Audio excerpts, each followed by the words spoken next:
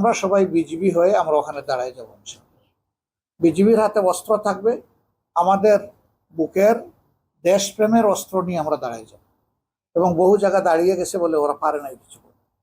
কিন্তু এটা দুঃখজনক, তারা বলে যে তারা আমাদের বন্ধু দেশ। বন্ধু দেশ কি মানুষকে এরকম বিব্রত করবে, ক্ষতিগ্রস্ত করবে?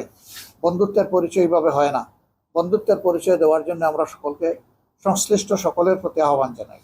কিন্তু কেউ যদি না দেয় তাহলে কি আমি গালে হাত দিয়ে বসে থাকবো? এদেশ আমার দেশ, আমাকে আমার দেশ রক্ষা করতে হবে। এর স্বাধীনতা সার্বভৌমত্বের ব্যাপারে কোনো কম্প্রোমাইজ নেই। অনেক ব্যাপারে কম্প্রোমাইজ হতে পারে, এই দুইটা ব্যাপারে কোনো কম্প্রোমাইজ নেই। এখানে মাদকের কথাও এসেছে, মাদকের ব্যাপারে আমাদের অবস্থান জিরো। সরকার মাদক নিয়ন্ত্রণ আইনের একটা বিল এনেছে। আমাদের দাবি নিয়ন্ত্রণ নয়, মাদক নির্মূল। নিয়ন্ত্রণের মানে হচ্ছে কিছু থাকবে একটু চেপে রাখা, আমরা ওটা চাচ্ছি না। আমরা চাচ্ছি এটা একদম শেষ হয়ে যাবে, আমরা সেটা নির্মূলের পক্ষে। আমরা সেই বক্তব্য ইনশাল্লাহ সংসদে রাখবো। কি হবে সেটা বক্তব্যের পরে দেখা যাবে, কিন্তু আমরা বক্তব্য রাখার ক্ষেত্রে কারো চোখের দিকে মনের দিকে তাকাই আমরা বক্তব্য রাখবো না, আমরা জাতির দিকে তাকাই বক্তব্য রাখবো। এখানে অনেকে বলছেন কিশোররা নষ্ট হয়ে যাচ্ছে, আমি তো দেখি অনেক বুড়ারাও নষ্ট হয়ে যাচ্ছে।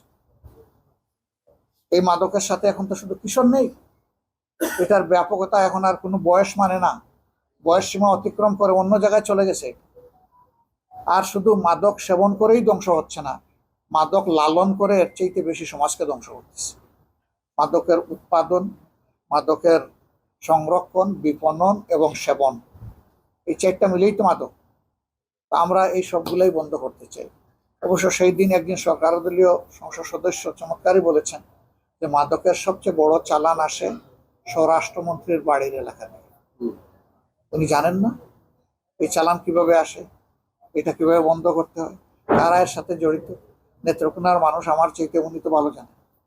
আমরা দেখতে চাই যে সংসদের ভিতরে এখন আছে জুলাই টু জুন, এটাকে করতে হবে জানুয়ারি টু ডিসেম্বর। আমাদের দেশে আরেকটা সুবিধা, প্রথম 9 মাস গুই সাপের মতো চলে, আর শেষের 3 মাস রকেট গতিতে আমাদের উন্নয়ন হয়। প্রথম 9 মাসে হয় 40-42, আর বাকি সব পোষায় ওই শেষের 3 মাসে। 3 মাসও না, 1.5 মাসে।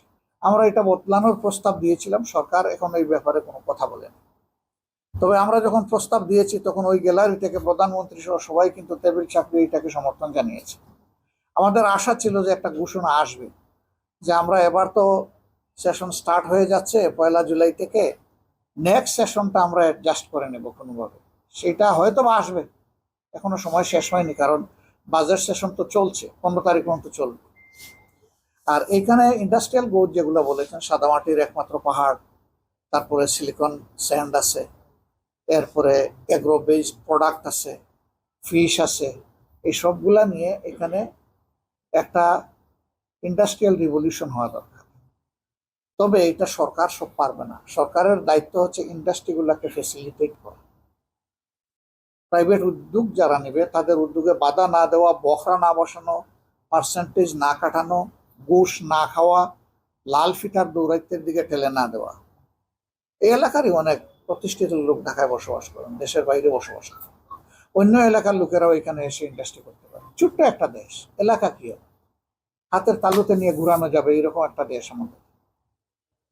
কিন্তু আমলাতান্ত্রিক জটিলতা, অপরাধ প্রবণতা, দুর্নীতি, ঘুষ, পার্সেন্টেজ কাটা, এগুলোর কারণে ভালো মানুষেরাও এখন দেশে ইনভেস্ট না করে এখন বিদেশে রেভিনিউ খুঁজে। এইভাবে আমাদের সম্পদ বিদেশে চলে যাচ্ছে, কিন্তু দেশ পিছিয়ে যাচ্ছে দিনের পর দিন। আরেকজন বলেছেন যে সীমান্তে কিছু সমস্যা, আমরা এই ব্যাপারে আমাদের দৃষ্টিভঙ্গি কি, ভূমিকা কি আপনারা দেখেছেন? আমরা একটা নোটিশ জমা দিয়েছিলাম সীমান্ত সমস্যাগুলো নিয়ে আলোচনার জন্য। সরকার এখনো নোটিশটা আমাদেরকে আলোচনা করতে দিচ্ছে না। এখন আবার 7 তারিখ থেকে শুরু হবে, আমরা আবার শুরু করব। আমাদের অন্য সদস্যদেরকে দিয়েই নোটিশ দিয়েছিলাম, এখন হয়তো আমাকে দিয়ে দিতে হবে। যদি আমাকে দিয়ে এই নোটিশ অ্যাকসেপ্ট না হয় তাহলে আমাকে দাঁড়িয়ে যেতে হবে, কথা বলতে হবে।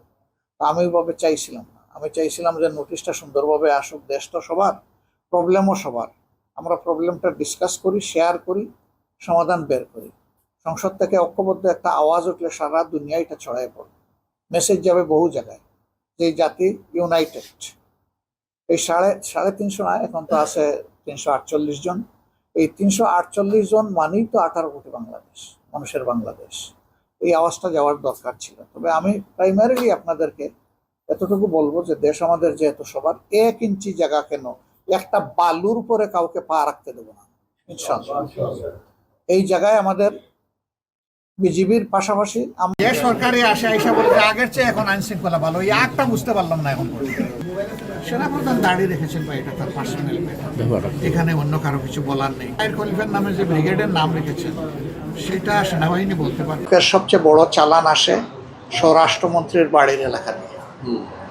উনি জানেন না এই চালান কিভাবে আসে? আমরা দেখতে চাই যে সংসদের ভিতরে অনেক ব্যাপারেই তিনি অনেক ভূমিকা রাখেন। আমরা দেখতে চাই যে তার মন্ত্রণালয়ের ভূমিকাটা তার বাড়ির থেকে শুরু হোক।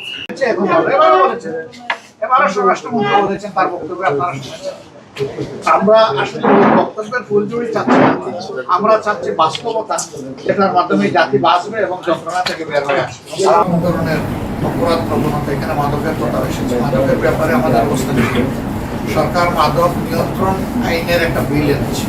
আমাদের দায়িত্ব, আমাদের দাবির নিয়ন্ত্রণ নয়, মাদক নিয়ন্ত্রণ। নিয়ন্ত্রণের মানে হচ্ছে কিছু থাকবে চেপে রাখা। আমরা ওটা চাচ্ছি না, আমরা চাচ্ছি এটা একদম শেষ হয়ে যাবে। আমরা সেটা নির্মূলের পক্ষে। আমরা সেই বক্তব্য ইনশাল্লাহ সংসদে রাখবো। কি হবে সেটা বক্তব্যের পরে দেখা যাবে। কিন্তু আমরা বক্তব্য রাখার ক্ষেত্রে কারো চোখের দিকে, মনের দিকে তাকাই আমরা বক্তব্য রাখবো না, আমরা জাতির দিকে তাকাই বক্তব্য করবো। এখানে অনেকে বলছেন কিশোররা নষ্ট হয়ে যাচ্ছে, আমি তো দেখি অনেক বুড়ারও নষ্ট হয়ে যাচ্ছে। এই মাদকের সাথে এখন তো শুধু কিশোর নেই, এটার ব্যাপকতা এখন আর কোনো বয়স মানে না, বয়স সীমা অতিক্রম করে অন্য জায়গায় চলে গেছে। আর শুধু মাদক সেবন করেই ধ্বংস হচ্ছে না, মাদক লালন করে এর চেয়ে বেশি সমাজকে ধ্বংস করছে। মাদকের উৎপাদন, মাদকের সংরক্ষণ, বিপণন এবং সেবন